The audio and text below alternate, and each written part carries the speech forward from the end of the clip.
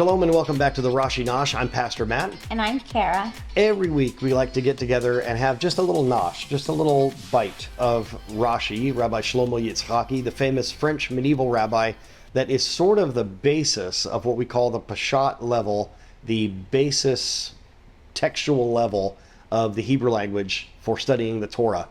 And so we always suggest, if you want to get into deeper Torah study from a Jewish perspective, start with Rashi. He's kind of the basis. And we love to suggest to people, before you get into anything deeper, spend at least a year with Rashi. That's what we always suggest to people. It's a good foundation for you. So, as always, we have a wonderful comment from Rashi this week on the Torah portion. And this week we are in Parashat Noach. This is the story of the flood and the ark, all the animals. Of course, our kids love to hear about these stories. I can't even count of how many children's rooms or nurseries and congregations or whatever that are painted with Noah's Ark and the animals and everything. Because it's a wonderful story for kids, except when we talk about God's judgment. When we speak to children, of course, we give them a kid's version of this story, the big boat and all the animals and Noah and his family. But this is definitely a story of divine judgment and something that we really need to look at.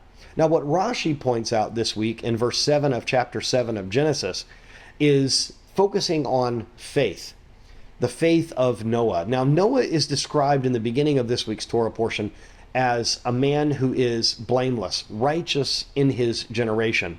In fact, Rashi, in an earlier verse, in chapter 6, verse 9, asks the question, if Noah is seen as righteous in his generation, would he have been seen as righteous in maybe a different generation? Would he have been considered as righteous in, say, Abraham's generation or another generation?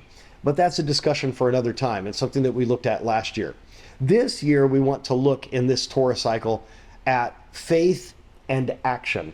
Because Rashi says in verse 7 of chapter 7, Noah went in to the ark, and his sons and his wife and his sons' wives with him because of the waters of the flood.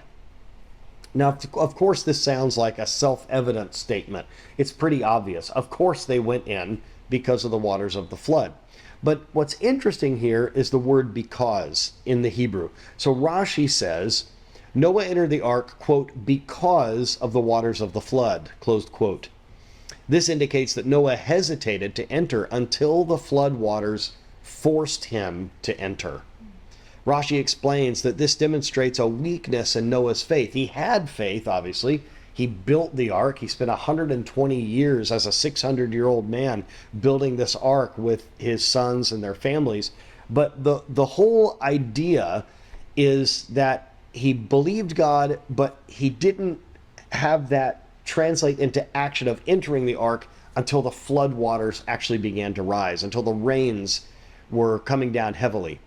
That reminds me of the book of James in the New Testament, where it says that faith without accompanying action is dead. It's useless to us. It's one thing to believe something. It's another thing for that to translate into an action. And for Noah, we know that he had the belief.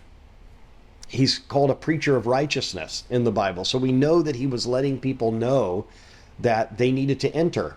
Now, it just so happens that no one entered except him and his sons and their wives and his wife. So as he is going in, it is because the waters are coming. Now, this also reminds me in a slightly different way of faith and accompanying action that we're going to get into a little bit further on in the Bible in the book of Exodus, where the prince of the tribe of Judah actually, according to Jewish tradition, walks into the Red Sea before it parts because he knew it was going to part. So if our faith is not accompanied by action, is it really worth much? I think it's important for our children, our grandchildren.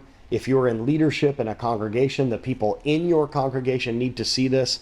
They need to see your faith at work, not just when it's easy, but they need to see your faith at work when it's difficult. And maybe we don't wait until the last minute to have it proved to us, oh yes, the flood is really coming, we should get in. Maybe we need to have a complete faith, as it says here. Rashi says that Noah had faith, but it was not complete. He didn't believe completely.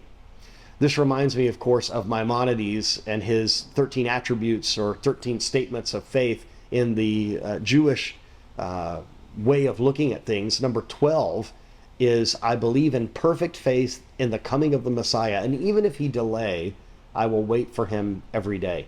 This is a perfect faith. This is a faith with an accompanying action. So maybe this week, let's look for ways for our faith to be borne out in action. Not to try to prove something to ourselves that we really believe what we say we believe, but for it to be the fruit, the natural outgrowth of our faith. Like we have said in the past in youth ministry, it's not just about talk, it's about a walk. So let's make sure as parents, as grandparents, we're not grandparents yet, but someday maybe we will be grandparents. But for those of us that are involved in children's ministry, youth ministry, if you're a teacher, if you're a pastor or a rabbi, whatever your vocation, no doubt there are people that are looking to you as an example, especially because you're a believer. Let your faith be a light and let it be accompanied by action. Remember, faith without the accompanying action is dead, and we don't want a dead faith. So, hoping that floodwaters are not coming, although in recent weeks and months we have had some flooding in our area. Thank you for your prayers. We've had some water damage in our home due to recent hurricanes, but it's nothing that the Lord can't handle and nothing that can't be fixed. The family is safe, and thank you all for checking in with us with these recent storms in the last few weeks. Thank you so very much for joining us here at the Rashi Nosh, and every week it is our joy to be with you. Keep opening the Torah and studying it, and find some action to accompany your faith. God bless you, and shalom.